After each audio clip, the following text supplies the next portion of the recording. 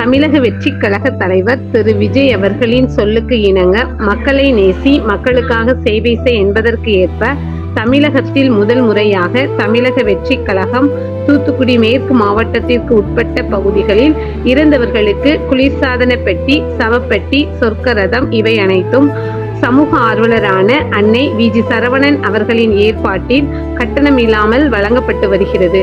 அதன் அடிப்படையில் சிறுதண்டநல்லூர் ஊரைச் சேர்ந்த மணி அவர்களின் மனைவி பகவதி அவர்கள் 21/7/2025 அன்று உடல்நலக் குறைவு காரணமாக காலமானார். அன்னாருடைய பூத உடலை அடக்கம் செய்வதற்கான ஃப்ரீசர் பாக்ஸ், சொர்க்க ரதம் இவை அனைத்தும் மனிதம் நிலைக்க தமிழக வெற்றி கழகம் தூத்துக்குடி மேற்கு மாவட்டம் சமூக ஆர்வலரான அன்னை விஜி சரவணன் அவர்களின் ஏற்பாட்டில் எந்தவித கட்டணமும் இன்றி சேவையாக வழங்கப்பட்டது.